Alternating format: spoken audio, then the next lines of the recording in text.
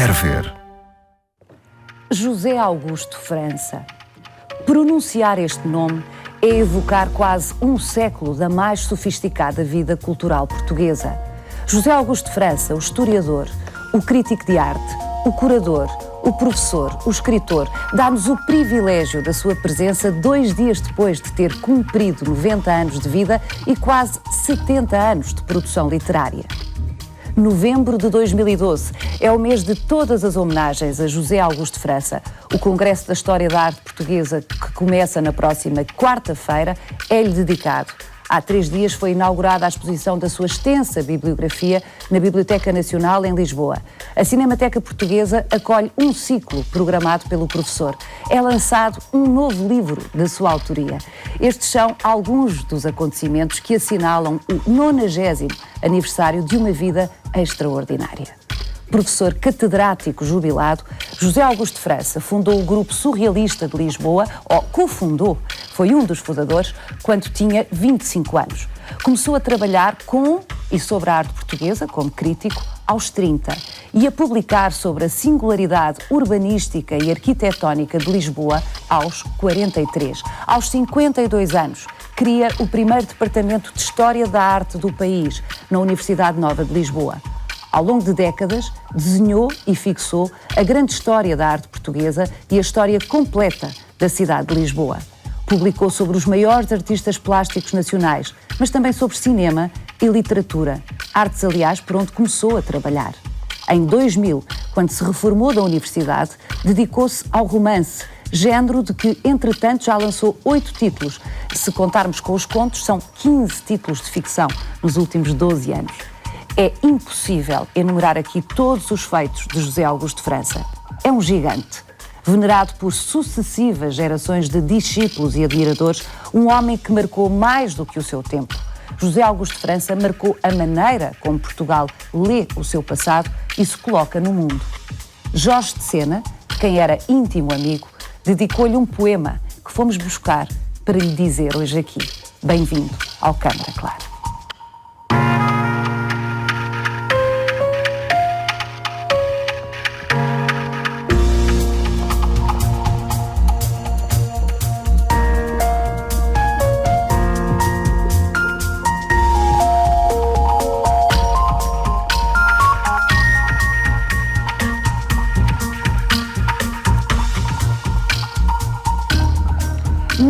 Anos de idade, cerca de 90 títulos publicados, a tarefa ingrata de sintetizar a vida e a monumental obra de José Augusto França cabe a Luís Caetano. O José Augusto França, para mim, é o mestre. Aquele cintilar sempre irónico do Eça de Queiroz está nele. Está nele. Ele encarnou isso. Um dia, José Augusto França desabafou com os seus alunos de mestrado. Vocês não imaginam o que era ter 20 anos na Lisboa de 1940. A dificuldade no caso é óbvia. Como podia uma mente inquieta e irreverente conviver com uma cidade conservadora e sem liberdade?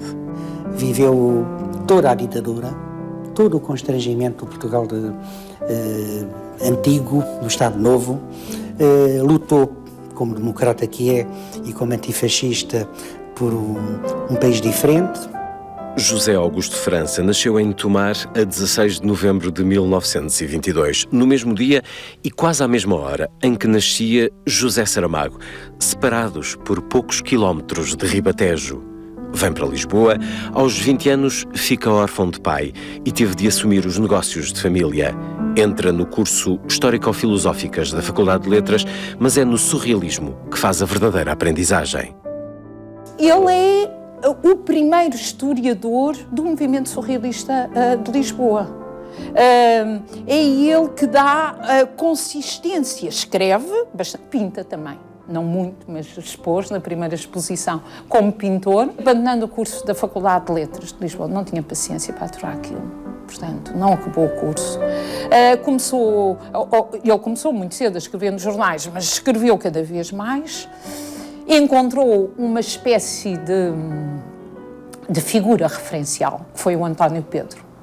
Nós, quando éramos alunos do França, nós, e estou a falar em mim e nos meus colegas, dizíamos sempre que tinha sido a primeira paixão de França, das muitas que ele teve, foi o António Pedro.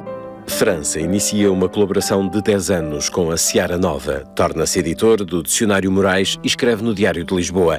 Dirige a revista Unicórnio e os cadernos de poesia. Surge a vontade de sair e uma bolsa de estudo do governo francês. O início de uma relação próxima com o país que lhe deu nome e onde até hoje vive metade do ano. Na outra metade, por cá, há quem lhe chame o Paris em Lisboa. Historiador da contemporaneidade, ligado a outras artes, ao teatro, ao cinema, de que ele organizou as célebres terças-feiras do Tivoli, que era um momento extraordinário de ver bom cinema. Portanto, ele não abandona isso, mas quando vai para Paris, é uma decisão de vida e vai para estudar. Aquilo que ele não quis fazer em Lisboa, vai para Paris fazer. Vai inscrever-se nos cursos do Pierre Francastel, uma orientação que o marcará a vida toda e que ele já escolheu, é a Sociologia da Arte.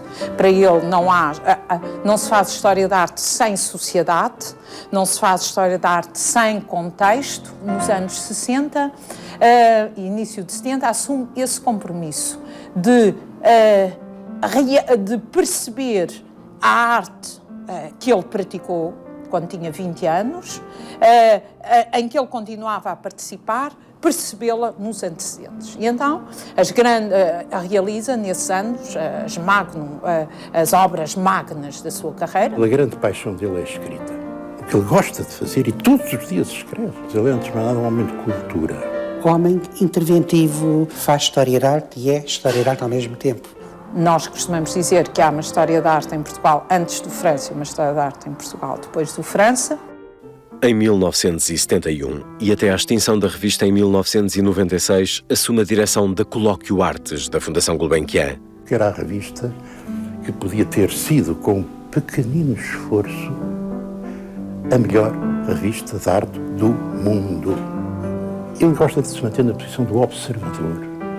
Mas o observador perde. Ele é o crítico que vai aos ateliês. Não é o fulano que fica à espera. Participa no nascimento da Universidade Nova de Lisboa, onde cria o primeiro departamento de História da Arte do país e o primeiro mestrado.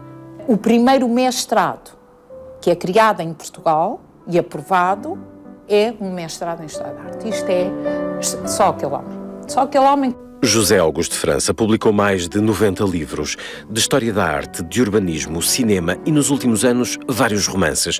Género que foi o de estreia em 1949 com Natureza Morta. Também, nos últimos anos, tem cuidado de deixar o que é seu para o património comum. Doou um vasto espólio de livros e manuscritos à Biblioteca da Gulbenkian e à Biblioteca Nacional. E ofereceu parte da sua vasta coleção de arte ao Museu Municipal de Tomar, que ali deu origem ao Núcleo de Arte Contemporânea. Também por isso, o país celebra José Augusto de França.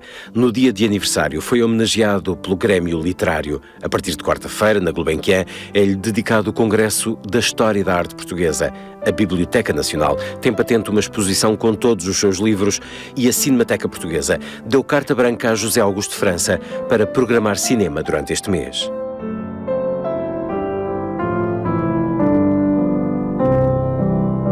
E há ainda o lançamento do novo livro de José Augusto de França no dia 27 de novembro e a homenagem da Academia Nacional das Belas Artes no dia 4 de dezembro. São mais duas das ocorrências, dos acontecimentos. Senhor Professor José Augusto de França, agora a questão é sobreviver a estas festas de festejos. Isto é intenso, até ao dia 4, pelo menos, não é? Farei os possíveis. Estamos certos de que contamos com o Sr. Professor durante muitos mais anos. Sr. Professor, 90 anos, 90 títulos. Atendendo a que começou, como é que... Como? É verdadeiramente uma coincidência, e como diria o meu amigo Almada Negreiros, palavra de honra que não fiz de propósito. Aconteceu realmente serem 90 os títulos publicados, ou 90º este que tenho na mão e que vai sair agora. As contas aí estão, não há que discuti-las, aconteceu. E ainda bem que aconteceu. Desses livros há muitos para deitar fora, há outros para ficarem, e alguns deles vão ser ou têm sido úteis à nossa cultura. Mas não exageremos, são só alguns, porque de qualquer modo, seja qual for o escritor, muitas das coisas que escreve e que estão nessas bibliotecas do mundo inteiro, não vale a pena a gente sequer ir vê-las, não é? Sr. Professor, em todo o caso nós temos curiosidade de saber como é que na prática isto se tem processado e se continua a processar. Quantas horas escreve por dia? É muito disciplinado? Tem um horário rigoroso? Tem um número de linhas obrigatórias? Porque, quer dizer, estamos a falar, obviamente não começou a publicar quando nasceu, portanto... 90 anos de idade correspondem, na verdade, a cerca de 70 anos de produção escrita, publicada e outras coisas, evidentemente, exposições, cursos, etc, por aí fora. Mas o que vale a pena dizer no seu programa e para toda a gente é quem tenha hoje 90 anos, e muitos amigos meus os têm, como o Urbano Tavares Rodrigues, por exemplo, como o Eduardo Lourenço, como a Agostina Bessa Luís, temos todos a mesma idade.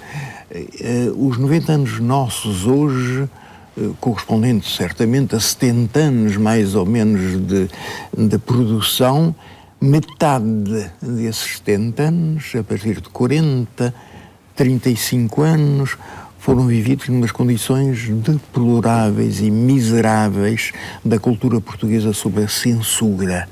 Todos nós, com opções diferentes, políticas, religiosas, nós nos batemos, nós sobrevivemos, nós podemos existir e lutar contra essa ignomínia que foi a censura.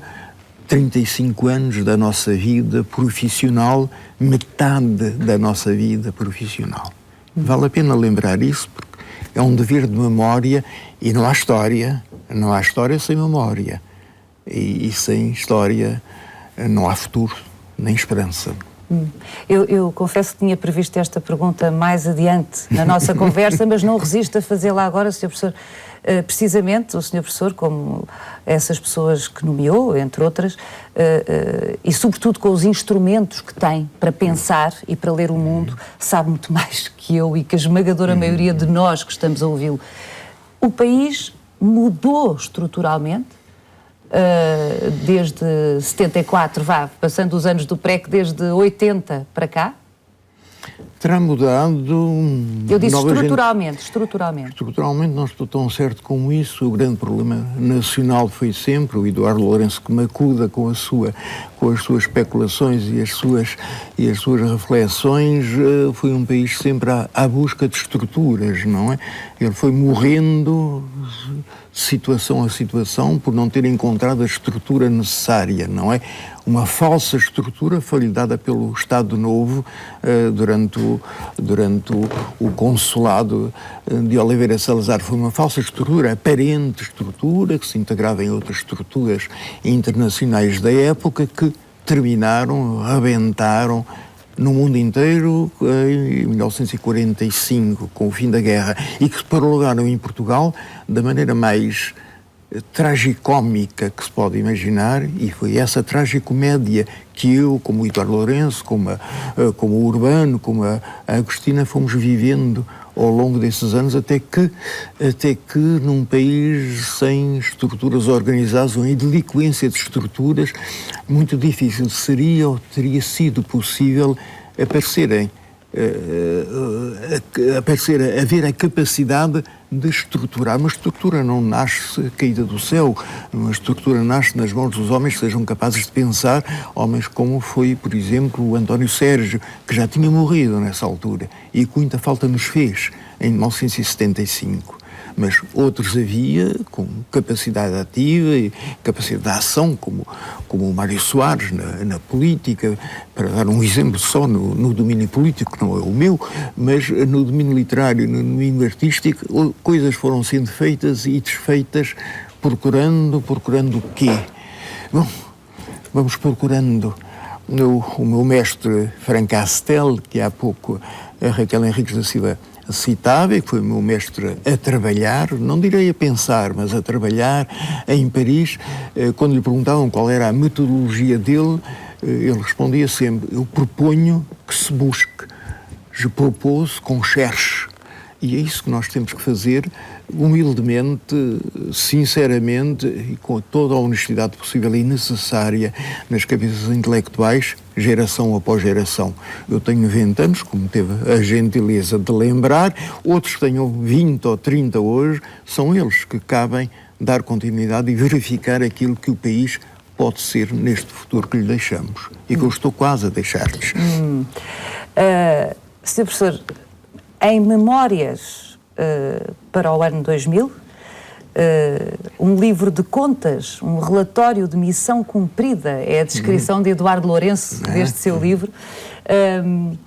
O Sr. Professor termina o livro com um episódio engraçado, autobiográfico, em que atravessa os Campos Elíseos, em Paris. No ano 2000. No ano 2000, exatamente. Manhã do ano 2000. No primeiro dia do ano 2000, em 1 de janeiro. 1 de janeiro. Uma manhã muito fria, segundo nos relata, e o Sr. Professor regressa à casa para se atirar ao romance. E isto é aparentemente surpreendente. Isso foi quase assim, foi realmente no ano 2000 que eu decidi, ou que tinha programado, começar a pensar de outra maneira, a pensar a realidade de outra maneira, escrevendo ficção. Tinha publicado um romance em 49, que tinha sido mais ou menos bem aceito, teve 4 edições, etc. Um romance anticolonialista, como na altura se podia dizer, ou não se podia dizer. Deixe-me só fazer um parênteses, para quem não tenha presente, já foi referido na peça de Luís Caetano, o Sr. Professor José Augusto França refere-se naturalmente a Natureza Morta, um romance que produziu numa altura em que estava muito ligado ao grupo surrealista. Não, anterior. É anterior? Ligeiramente anterior. É quase simultâneo, não é? É quase simultâneo. É quase simultâneo ao grupo surrealista de Lisboa, que alguns, à época, consideraram um romance surrealista. Acho que é um equívoco que já se ultrapassou, mas que é um romance que é, de alguma forma, filho, em parte, da experiência que viveu em Angola entre 45 e 46. Sim, exatamente. Com certeza foi aí. O romance foi bastante valorizado por um homem que de Angola conhecia mais do que qualquer em Portugal, que foi o Castro Soromenho, e valorizado também pelo Jorge Sena e depois pelo Eduardo Lourenço. Enfim, um certo benefício de crítico para o livro. A prova é que 4 edições saíram, não é? Mas eu tinha interrompido... 1949 sai este primeiro romance. E entre 49 e entre 49 ou 50 e 2000 passaram 50 anos nos quais eu quase que não fiz ficção. E em 50 resolvi lançar de novo a ficção e, na verdade, até o ano passado eu publiquei, como disse, 15 obras, romances e contos, 15, 12, 13, não sei, romances e contos. E pus um ponto final também o ano passado com um romance que se chama Mina e as Coincidências. Deixou-me de apetecer escrever ficção. Passei a fazer outra vez duas coisas de história, que é Lisboa 36 e Lisboa 46, que acaba de sair e que só agora vejo, que é só neste momento... Mostramos-lo em primeira mão. Me deu a ver. E, na verdade, aos 90 anos, as pessoas já não vão jogar o ténis, nem jogar a bola, nem fazer equitação como muito fiz quando era menino, e vou-me sentar a ler descansadamente. Mas o Sr. Professor há pouco não respondeu àquela questão prosaica, é um facto, mas não posso deixar de ter curiosidade, e penso que sou acompanhada nisto por muitos. Quantas horas escreve por dia? Ou é aleatório, ou faz só... o que lhe apetece, ou tem uma disciplina que se impõe, como é que é? Trabalha imensíssimo. Não tenho nada disso. Paula, vou-lhe dizer uma coisa. Conheço os 7 pecados capitais, não conheço, naturalmente, não é capaz de os dizer de cor, nem ninguém já se lembra como é, mas há um deles que eu assumo, é a preguiça. Este sujeito que fez essas coisas todas que está dizendo, e fez mesmo, não é?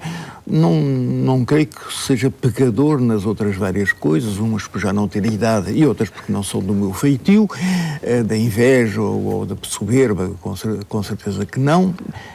A gula também não, mas a preguiça, sim senhor, eu sou muito preguiçoso. E o melhor remédio para a preguiça, para todos aqueles que nos estão a ouvir, é trabalhar. é trabalhando que a gente evita ser preguiçoso, não é? E foi isso que eu sempre fiz. Sou um sujeito programado, fiz muita coisa na vida, viajei muito e fiz coisas, naturalmente, como toda a gente fez. Não tenho essa disciplina de tantas horas por dia, ou um dia sine linea, como aconselhavam os clássicos. Não, de modo nenhum, sou capaz de estar meses sem escrever uma linha, sou capaz de estar 48 horas seguidas a escrever, não é? Não tenho método, o que se chama método não tenho, tenho impulsões ou necessidades ou desejos de fazer coisas e quando agarro uma coisa não largo, não é? Talvez seja a qualidade que me evita a preguiça, que me defende da preguiça, quando aboco não largo. Sou incapaz de deixar uma coisa em meio. Nunca deixei um livro em meio, nunca deixei um artigo em meio. Se comecei, senti-me obrigado moralmente a terminá-lo. E evito dizer que fiz aquilo que pude ou que me deixaram fazer. Na verdade, puseram muitos pés à frente, muitos cotovelos à frente. Muita gente evitou ou quis evitar que eu fizesse coisas, mas no fundo, se evitaram, eu não as queria fazer realmente, se não tinhas feito. Outras fiz contra tudo e contra todos, não é? O que é que aconteceu com a publicação do Natureza Morta, por exemplo? Um livro onde dá conta precisamente do ambiente. Foi retirado de venda, não é? Foi retirado de venda. Serei romancista na medida em que, quando escrevo um romance, penso enquanto romancista. Isto é, interrogo as minhas personagens, convivo com elas, pergunto-me o que é que elas vão fazer, recebo delas muitas sugestões para a continuação do romance. Quando o romance começa, eu não sei como ele vai acabar, não depende de mim, depende delas, das personagens. E isso, creio eu, e sempre, é que o pensamento do romancista. Se assim for, se eu tenho razão, eu sou romancista. Bom. Eu sei perceber como é que alguém que fez crítica de arte, sobretudo em Paris, aliás, sobretudo em França, não é? Mais do que cá, em Portugal. Na verdade, eu só fui profissionalmente crítico de cinema em Paris, numa revista Art d'Aujourd'hui, que era uma revista muito importante na altura, e só lá é que eu fiz, enfim, metodicamente, profissionalmente, dentro da redação da revista, críticas de arte, liderei isso durante 7, 8 anos, não é? Em Portugal nunca me deram uma rubrica de crítica de crítica de arte, no jornal me convidou para fazer crítica de arte. É impossível não observar a ironia dessa situação, quer dizer, termos em Portugal, termos um português com as características e as competências do Sr. Professor e não ter havido, segundo diz, nenhum jornal que o convidasse nunca para ter um assento como crítico. Não sei, havia... eu não digo interesses ou lobbies, enfim, qualquer coisa que não me quiseram profissionalmente. E depois acabei por ser presidente da Associação Internacional da Crítica de Arte e elegido num congresso internacional, sabe onde? Em Delfos. Em cálculo, está a ver a inspiração de Delfos que me fez eleger presidente dessa Associação Internacional, da Unesco, não é? Que, com grande importância internacional, e estive os 3 anos, não quis continuar. Que ainda é membro honorário. Hoje sou presidente de honra, como se diz, dessa coisa, não é? Que foi presidida pelo Argan, por exemplo, enfim, foi presidida pelo Lassaigne, foi presidida pelo Sweeney, enfim, a melhor gente presidiu essa Associação Internacional. Eu fui um deles eleito, justamente, imagina, em Delfos, com a pitonisa a avançar o meu nome. Não? Bom, vamos então falar diretamente daquilo que de alguma forma celebrizou o Sr. Professor, que é a sua competência, o seu conhecimento em arte. E concretamente nas artes que hoje se dizem visuais, porque, enfim, abarcam outros suportes, mas que, enfim, até aos anos 90, 80 eram artes plásticas. As Idades do Mar é uma exposição, vamos ver uma reportagem sobre isto. As Idades do Mar é o título de uma das mais relevantes exposições que se fizeram em Portugal em 2012. Foi inaugurada no final do mês de outubro na Fundação Calouste Gulbenkian. A Fúria do Mar, representada por Turner, uma fuga pelas águas aos olhos de Manet, a paisagem vista das rochas de Hopper ou a Vênus de Ingres, Obras que chegam do Louvre, do Musée d'Orsay ou do Museum of American Art, entre outros. Uma imagem de Francesco Guardi dá início a esta viagem, sem ordem cronológica, que conta a história da ligação intemporal entre o homem e o mar. Havia uma cerimónia veneza onde o doge atirava uma aliança de ouro ao mar, todos os anos isto acontecia, e que significava o casamento de Veneza com o mar. As pessoas passam por pinturas que podem sugerir o desejo da viagem, que podem sugerir uns estados de melancolia, de mais alegria, de vontade de entrar para dentro da água, de tomar banho, de ser mera contemplação. Quero que se tenha uma ideia de como os artistas no Ocidente representaram o mar. Acho também que é uma oportunidade para mostrar a arte portuguesa. Há, por exemplo, Vieira da Silva, Amadeu de Sousa Cardoso, Noronha da Costa, entre outros, numa exposição que passa pelos mitos marítimos, pelas lutas de poder sobre os mares e pelo trabalho nas suas diversas dimensões. Fala-se também no mar como contemplação, e isso corresponde um pouco ao século XIX, quando as pessoas começam a ir à praia, por várias razões. E ainda o mar como símbolo do infinito, como o dizia Sofia de Mel Breiner, que encerra com a palavra esta exposição de pintura. Quando eu morrer, voltarei para buscar os instantes que não vivi junto ao mar. As Idades do Mar, patente até 27 de janeiro na Fundação Gulbenkian. Ficou com vontade de ver a exposição, Sr. Com certeza. Eu já estive com o diretor do Museu da Gulbenkian, no Castelo Branco, que nos falou aqui nesta peça, exatamente, que é o curador da exposição. Não é? E estava muito orgulhoso de ter conseguido um pequeno quadro do Friedrich, que é uma raridade, e aquilo conseguiu para a sua exposição. Não o vimos na peça, mas é com certeza um elemento extremamente valorativo deste que é um tema, evidentemente, um tema difícil e muito atraente para qualquer organizador historiador ou organizador de exposições. Organizador, o Sr. Professor não gosta nada do nome curador, é uma adaptação. É o curator. Exato. Organizador de exposições. Faz-me lembrar em palito, não é? Curdão, não é? Uma coisa horrível, não é? Mas é o que se usa. É o que se passou a usar, mas é recente. Eu vou então dizer, Sr. Professor, que o Sr. Professor organizou dezenas de exposições ao longo da sua vida, algumas delas em França, em Paris, mais propriamente, fizeram história. Mas a primeira que organizou foi em Portugal, ao que sei, sobre Almada Negreiros, em 1952. Exatamente. Numa pequena galeriazinha, que foi a primeira galeria de arte moderna que se fez em Lisboa, e que eu contribuí para fazer, embora a galeria não fosse minha, felizmente. O dono dela perdeu muito dinheiro porque não havia compradores para os quadros, e justamente porque a primeira exposição que eu convenci o Almada a fazer ou a deixar fazer, teve um grande sucesso comercial. E o dono da galeria supôs que isso era um sucesso que se ia continuar e não continuou. As outras 32 exposições ao todo que se fizeram, só uma ou outra terá vendido um quadrinho. Mas portanto, a do Almada... O do Almada foi realmente um êxito. O Almada não expunha há muitos anos. Enfim, o Almada era um nome que despertava curiosidade, para além, evidentemente, do imenso valor das coisas que ele apresentava. O Sr. Professor, sobre o Almada, disse-me uma coisa que eu fiquei... queria muito ouvi-lo mais sobre isto. O Sr. Professor acredita mais no gênio do Almada Negreiro do que no gênio de Fernando Pessoa? Bom, não entremos em polémicas entre o Pessoa e o Almada, que são dois homens monumentais da cultura portuguesa. O Fernando Pessoa muito mais valorizado do que o Almada. Nós somos mais ligados à literatura do que ligados às artes visuais, por temperamento, mas um não é melhor, o outro não é pior, e evidentemente eram grandes amigos que tratavam-se por tu, o que era uma coisa que o Almada se vangloriava. Ele era a única pessoa a quem o Fernando Pessoa tratava por tu.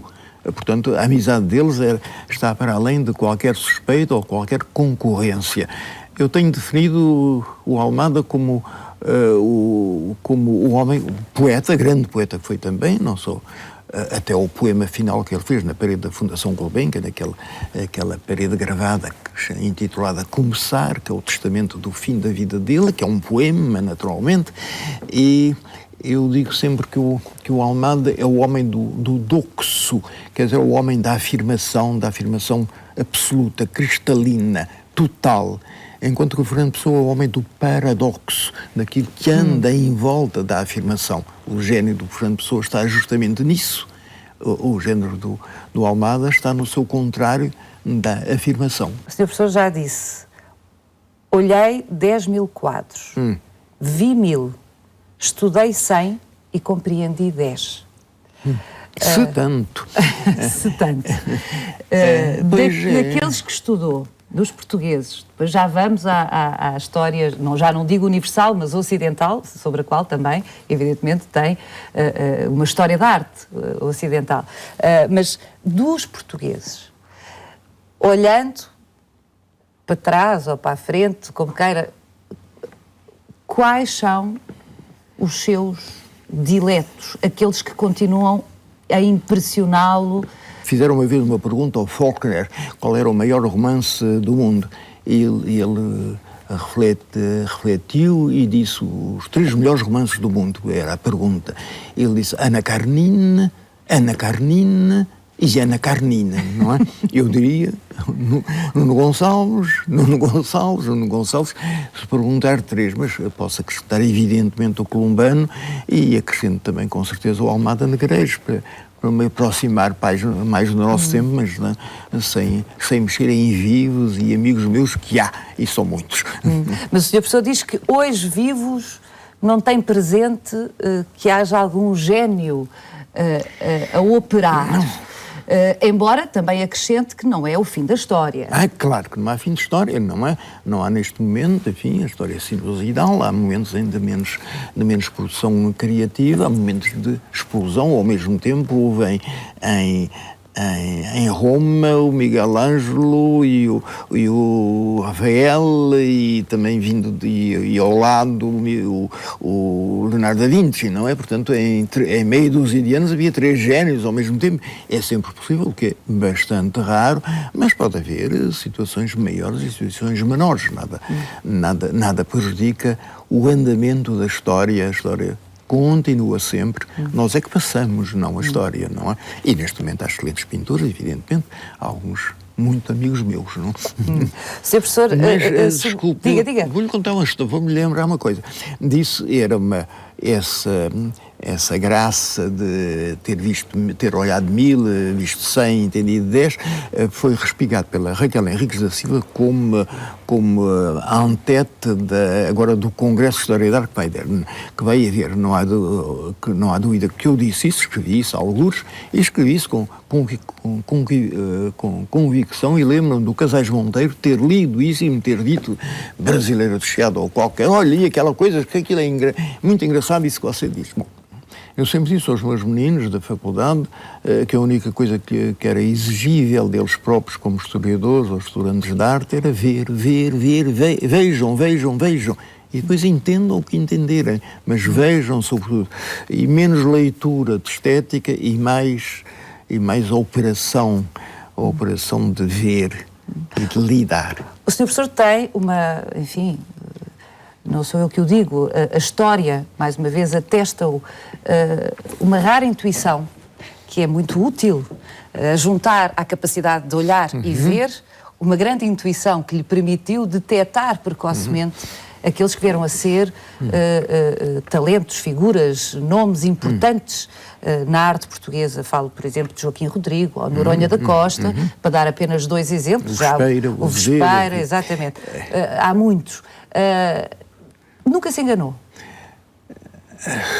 Meu Deus, diante de tanta gente, o que é que eu ia dizer? Mas acho que não.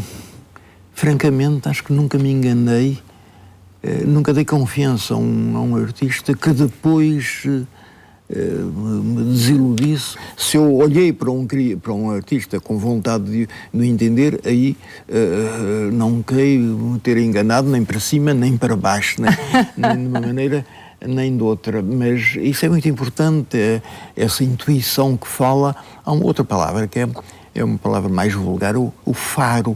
O faro, ter nariz para as coisas. É muito bom para os perfumes e é muito bom para a arte. A coisa cheira, é uma palavra que se pode usar, cheira-me. Algumas vezes ousei, ou muitas vezes ousei, com um homem extraordinário na compreensão da pintura, que foi o pintor Fernando Azevedo, que se vai fazer agora uma grande exposição retrospectiva na Fundação Gulbenkian, onde ele trabalhou muitos e muitos anos, e tivemos uma camaradagem desde sempre, uma amizade muito grande também.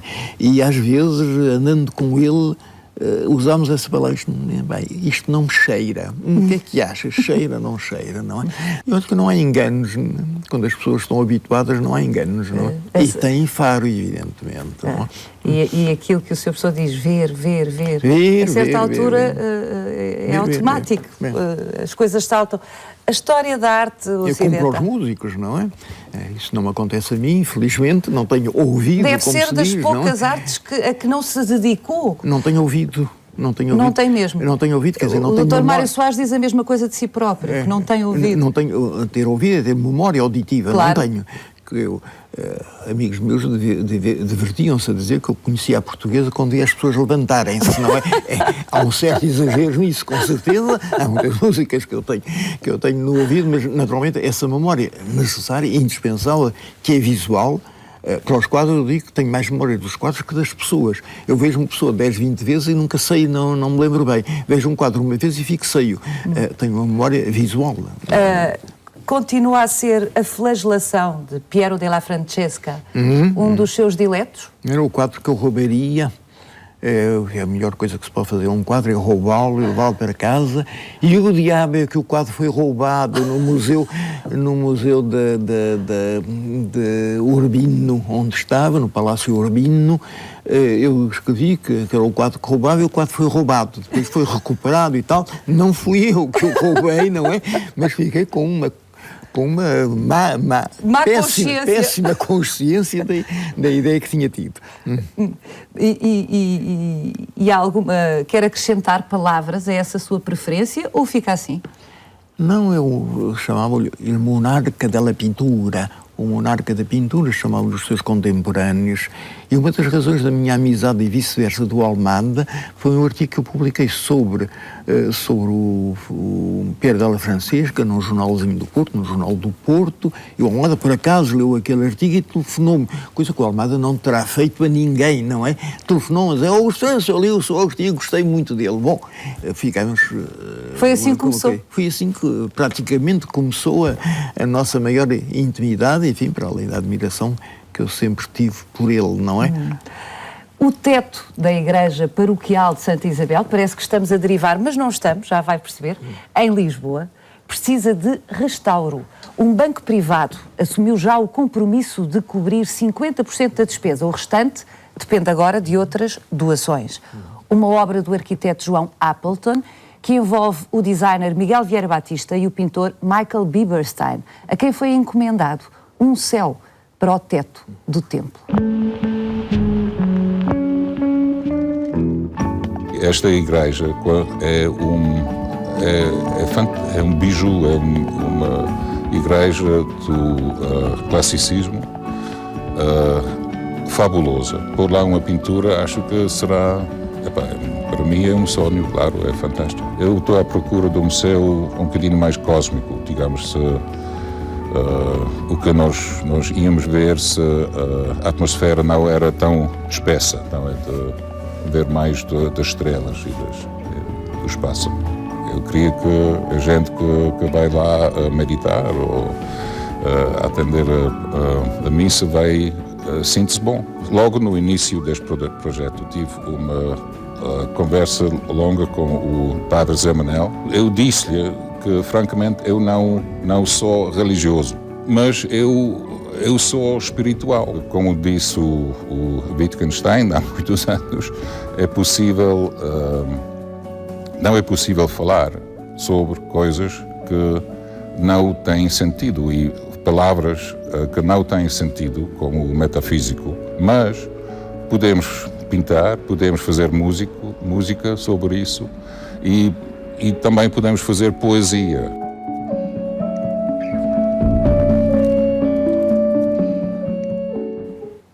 5 séculos depois de Miguel Ângelo ter pintado o teto da Capela Sistina, a Igreja encomenda novos céus a artistas contemporâneos. É engraçado esta... Oxalá consigam fazer para a Igreja de Santa Isabel aquilo que também particularmente, privadamente, foi feito para a Igreja do Sacramento, que foi restaurado há 3 ou 4 anos, muito bem, extraordinariamente, foi recuperada porque estava em muito mau estado. Oxalá que isso seja possível, depende ser agora feito para a Igreja de Santa Isabel. Depende agora da doação das pessoas. De resto, é cada vez mais o futuro, vai ficar à mercê neste velho continente que inventou, enfim, o Estado de Previdência há poucas décadas e agora estamos a ter que abrir mão dele, Sr. Professor. Como é que vê isto? Acha que esta nova... aparentemente esta nova fase, não vou chamar-lhe era, mas fase das nossas vidas, vai produzir o quê relativamente à produção artística e cultural? É do Estado... não haver capacidade financeira por parte dos poderes públicos para apoiar... Mas do Estado de Previdência em relação a uma coisa que é tão importante como a arte, que é a saúde, tivemos anteontem uma boa notícia com a vitória do Obama, a quem queriam tirar essa cobertura humaníssima da doença, da saúde nos Estados Unidos e que ele conseguiu ganhar e conseguiu vencer. É uma coisa que é indispensável para todos nós, mas a arte também o é. Oxalá que seja possível acudir-lhe. Sr. Professor, conserva alguma coisa da ética surrealista? Acho que sim, e a legenda maior, Liberté couleur d'homme, a liberdade cor de homem, que é uma frase do Breton, do André Breton, e que é aquela que eu poria em ex libris se estivesse, ou numa pedra tumular se a vier a ter liberté couleur d'homme, liberté acima de tudo, não? E absoluto, em absoluto. E o absurdo, o gosto, o Sr. Professor tem imenso sentido de humor, todos os seus amigos o dizem, e o absurdo que o O'Neill, que também pertenceu ao grupo surrealista de Lisboa, grande amigo seu, o O'Neill dizia que Portugal era uma mina inesgotável para o absurdo, ou seja, de alguma forma era um terreno muito favorável à prática do surrealismo, porque, enfim, o absurdo estava servido permanentemente no cotidiano. Acho que ele tinha inteiramente razão, nós tivemos uma amizade muito grande e muito permanente. Há um livro meu que lhe é dedicado, de resto, sobre Monte Olivete, minha aldeia, porque morávamos de fronte na rua da Escola Politécnica. A certa altura o O'Neill morava na janela de fronte do outro lado da rua e fazia também por ali. E fazíamos sinais um ao outro de janela para janela e tenho...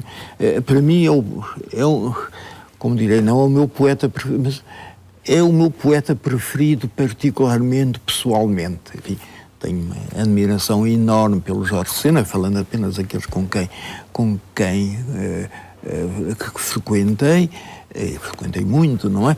Mas se eu me quero divertir, no bom sentido da palavra, com um poeta, pego no O'Neill e leio o O'Neill, não entendo-me imediatamente com o O'Neill, mais dificilmente com o Sena. Há toda a passagem metafísica da poesia do Sena em que é preciso penetrar e ainda bem que nela se penetra com enorme vantagem, enorme poeta que é, enfim, suponho, direi que maior que o O'Neill, mas aquele agrado imediato da poesia, o O'Neill que me dá.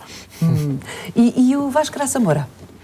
É um excelente poeta literário, direi, sem más intenções nenhumas, pelo contrário, com admiração. É um homem de um manuseio da língua, de um conhecimento da língua extraordinário, não é? O tempo passa para todos, Sr. Professor, e precisamente neste ano de 2012, em que comemoramos os 90 anos de José Augusto de França, celebram-se também os 50 anos de vida literária de Vasco Graça Moura. Tenho mais 20 do que ele, que é natural, não é? Está tudo certo, os senhores não perderam tempo. Assim que, pouco depois de terem aprendido a ler e a escrever, puseram-se a produzir. Ele tem uma grande vantagem sobre mim, só dorme 4 horas por noite. ou que dizem as más línguas, não é? O que lhe dá muito mais tempo para trabalho. Bom, vamos um dia ter que contar os livros que cada um produziu, mas duvido que Vasco Graça Moura, enfim, tenha produzido ao ritmo do Sr. Professor. Quando chegar aos 90 anos vai ler. Provavelmente. Vamos ver Vasco Graça Moura. O registro de escrita poética é o mais antigo na minha escrita e também o mais constante. Uma constância que agora cumpre 50 anos de produção. Diferenças entre o poeta dos primeiros versos e o de hoje, algumas. Bom, há 50 anos era com certeza mais convencido de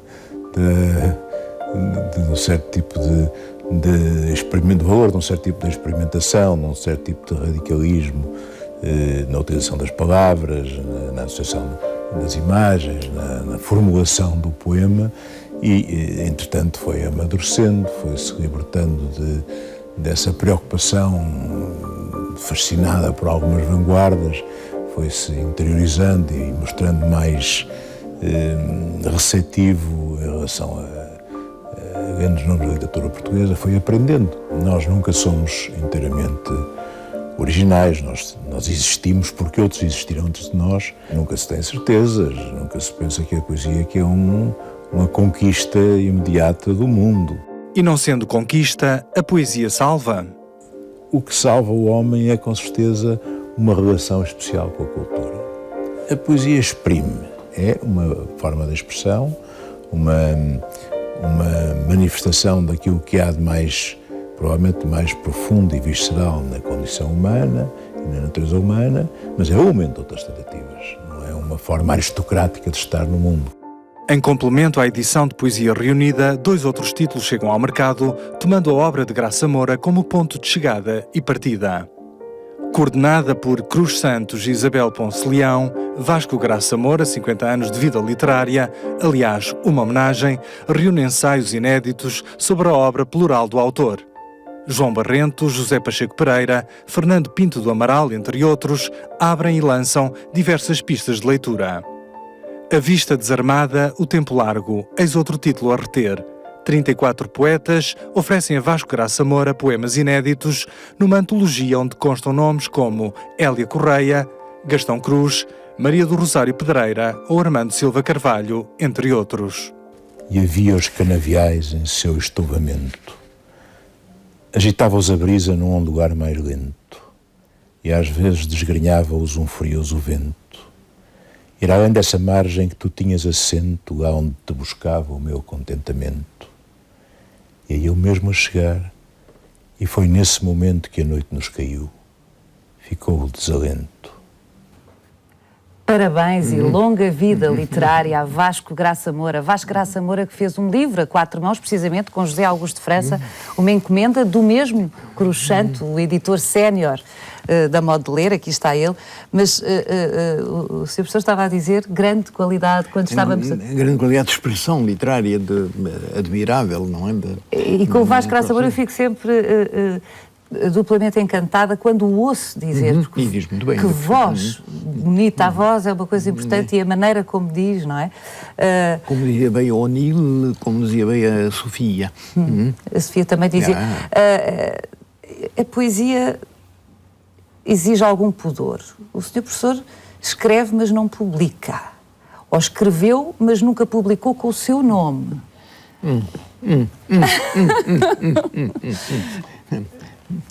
Ninguém tem nada com isso, não é? Se quiser ir à minha casa, me dar o prazer de vir à nossa casa em Jersey, no Anjou, em França, eu abro-lhe uma gaveta. Mas não acredita enfim, que a sua poesia seja para ser partilhada por outros, porquê? Bom, ainda ser mais uma coisa, já sou historiador, já sou romancista, já sou o psicógrafo tem coibido, Sr. Professor. Ainda ser mais uma coisa, bom, acho que não vale a pena. Vamos esperar mais um bocadinho, talvez essa gaveta se abra. Centenário, daqui a 10 anos. Ficamos à espera, Sr. Professor.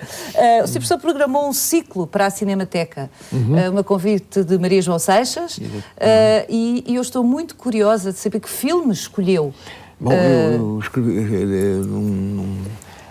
num textozinho que escrevi para o efeito, disse que se me pedissem 1000 filmes era fácil de fazer, com um dicionário lá se chega, 100 já era mais difícil, 10 era muito difícil, foram esses 10 que eu fiz, sabendo que só 5 é que podiam ser, não é?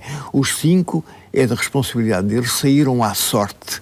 E evidentemente que estavam dentro dos 10 que eu queria, que o Céu Pode Esperar, de Leibniz, que ainda é uma grande lição, de resto, ou Não Levarás Contigo, do Capra, que é outra grande lição para todos nós, e há 2 filmes portugueses, na minha ideia de que o melhor filme português são 2, os Canibais, do Manuel de Oliveira, e o Belarmino, do Fernando Lopes, não é? Mas se tiver que ser só um, eu acrescento que é a Canção de Lisboa do Cottinelli. Cottinelli, não é? Que inesperado! Pois é, inesperado, mas é um filme lindíssimo, extraordinário. O homem é inteligentíssimo, o arquiteto mais inteligente que jamais houve em Portugal, o Cottinelli Telmo, não é? Bom, eu conheci-o pessoalmente, não é? Mas enfim, se forem 2, se tiver que ser só um é esse, mas se puderem ser 2, então prefiro que seja, como lhe disse, os Canibais do meu velho Manuel de Oliveira.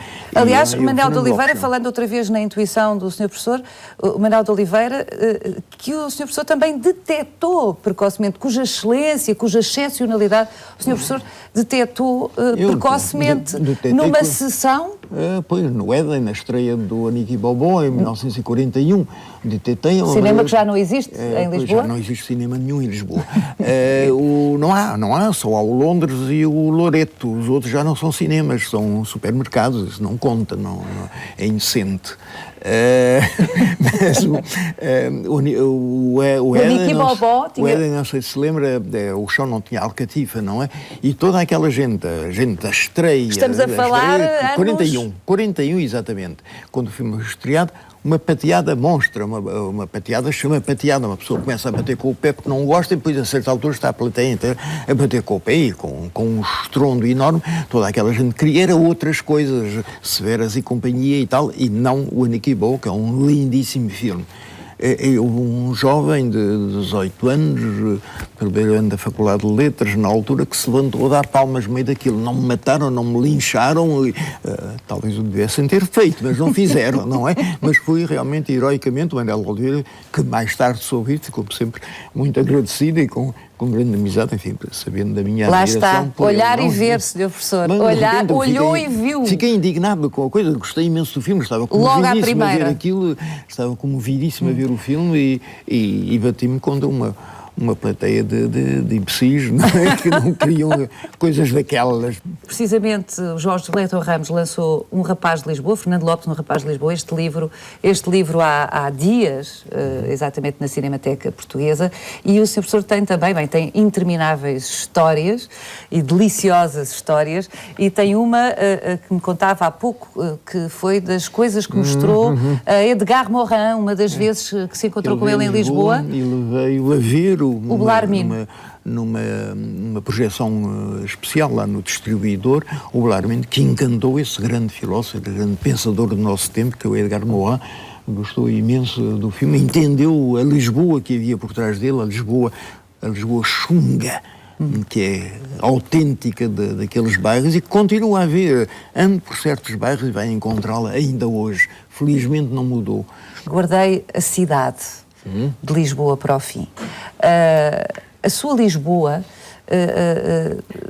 qual era o local que acha que era obrigatório? Se tivesse que mostrar, olha, a Edgar Morin, uma parte de Lisboa, o que é que mostraria? Para mim, Lisboa é o Jardim da Estrela, não é? Até por vizinhança de há muitos anos, e uma recordação que é perfeitamente abstrata, de menino, quando viemos com a família de Tomar para Lisboa, muito menino, eu ia ao Jardim da Estrela com a criada, como se fazia, morávamos na Travessa do Patrocínio, ali ao lado, e eu sei, por ouvir dizer, que ia com a criada para o Jardim da Estrela.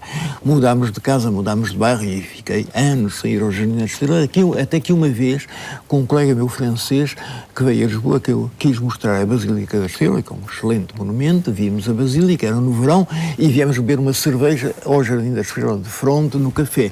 E ele ficou encantado de ver aquele jardim de fronte de uma igreja tão importante, aquele jardim tão bonito, e realmente convenceu-me e eu passei a frequentar o Jardim da Estrela e hoje, se não diariamente, 3 ou 4 vezes por semana vou beber o café e ler o jornal e poder fumar o cigarro na esplanada do Jardim da Estrela, olhar para os patos e para os gansos.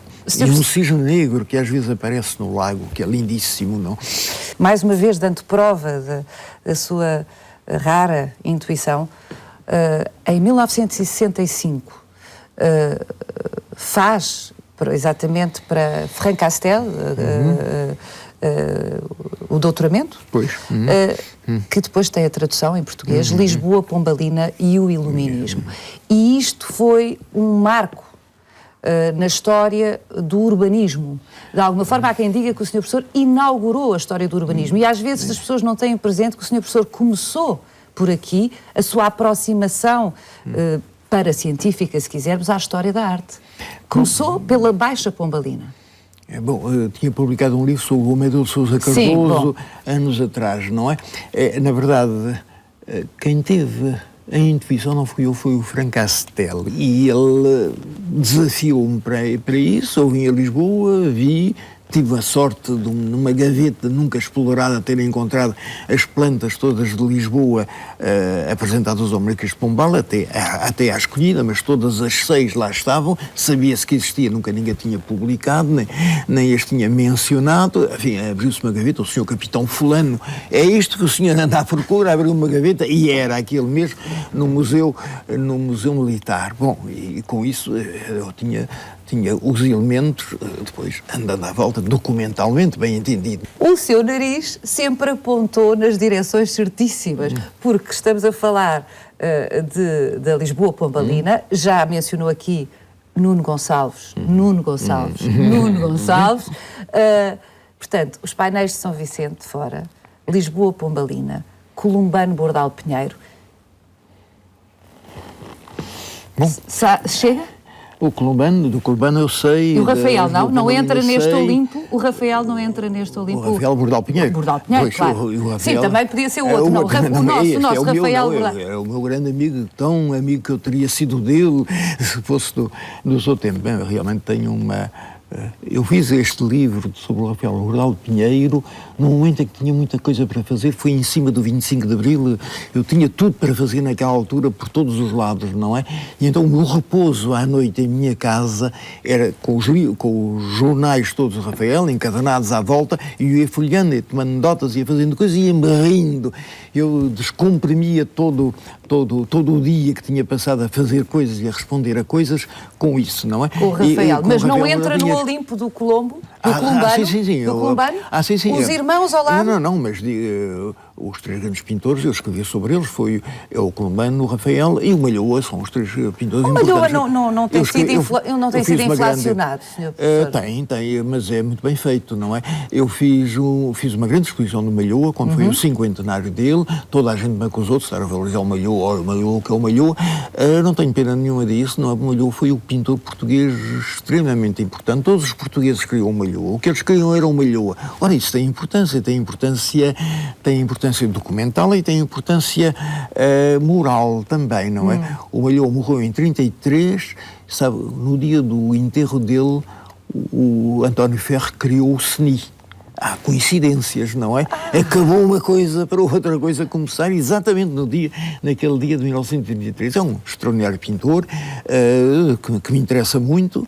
Eu não queria um Malhoa em minha casa de modo nenhum, não é? Não sei para o vender logo, porque vale muito dinheiro. Mas o que me interessa é o Columbano, bem entendido, enfim, o Corpo do Leão, do Café do Leão de Ouro, ou aquele retrato pasmoso do Antero de Quental, a cabeça degolada do Antero de Quental, é uma coisa extraordinária. Bem, é um grande pintor. É um grande pintor e foi por existir o Columbano que eu fiz a grande exposição em Paris do século XIX, da arte portuguesa do século XIX. Se eu não tivesse o Columbano, eu não fazia essa exposição. Já tinha o Sequeira, que já não era mau, já me permitia fazer algumas afirmações portuguesas ou italianas, vinha, a coisa entrava em França, mas se eu não tivesse um grupo grande do colombano, que foi extremamente apreciado em Paris, nunca tinham visto colombanos. A grande conjunto de colombanos que eu consegui apresentar era impressionante e convincente. E de tal modo que a minha exposição do século XIX concorreu com uma exposição espanhola, uma exposição de Estado, inaugurada pela Rainha Sofia, etc., com grande espavento. Era uma exposição de toda a Espanha, desde o Greco até ao Picasso. Eles tinham, evidentemente, muito mais coisas, mas no século XIX não tinham melhor que nós, a não ser o Goya. Tirando o Goya, nós éramos melhores do que eles, isto confessado pelo próprio comissário da parte do século XIX, vendo a minha exposição.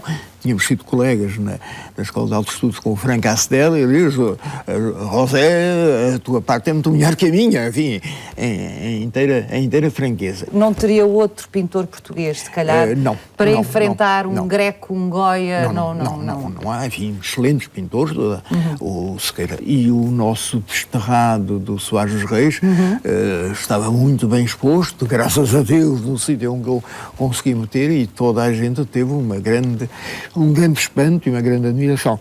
Portanto, não há mal nenhum, nós não temos vergonha nenhuma. Eu fiz essa exposição em perfeita consciência de que estávamos a fazer um avanço muito grande no conhecimento da arte portuguesa do século XIX.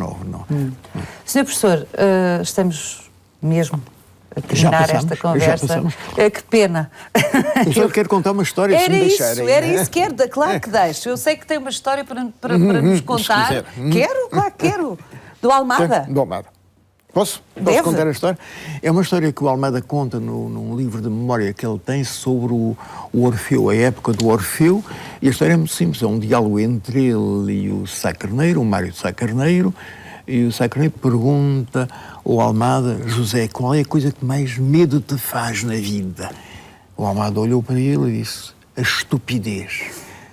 A réplica do Sá Carneiro: não vale, tu já sabias isso de cor.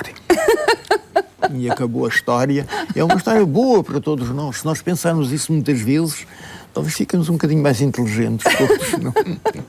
O Sr. Professor fez questão de contar essa história à despedida. Reservava para o fim. Para ser riso le gâteau, não é? Foi um prazer enorme, Sr. Professor. Daqui a uns anos contamos, ou daqui a algum tempo, contamos tê-lo aqui com mais livros, com mais novidades, romance, contos, ensaio. Quando for mais velhinho, não é? Sim, quando for velhinho. Ainda não aconteceu. Sr. Professor, muito obrigada por ter aceitado vir conversar connosco. A terminar, mas não se vai embora, porque a terminar, e ainda antes de apresentar a surpresa que preparámos para o professor José Augusto de França, lembro-te que no sítio do Câmara Clara pode rever esta e outras emissões no dia e à hora que mais lhe convierem. No mesmo sítio encontra muito mais sugestões de livros, discos, filmes, espetáculos, conferências, exposições, enfim. Amanhã, Luís Caetano regressa com o diário Câmara Clara. É aqui na RTP2, às 22h30. E agora sim, Sr. Professor, o presente do Câmara Clara para o professor José Augusto de França, que há 2 dias festejou o seu 90º aniversário. Em 1948, Jorge de Sena dedica um dos poemas de Pedra Filosofal a José Augusto de França. Era tão doce uma verdade. Para si, professor. Muito obrigado.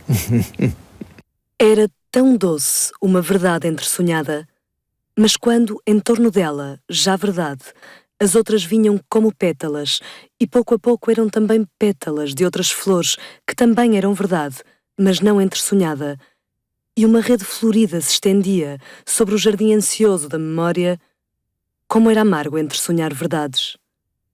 Na teia tão florida, os olhos se perdiam. Da terra, um vago cheiro a coisa oculta, e mergulhar no oculto ou desfolhar a teia.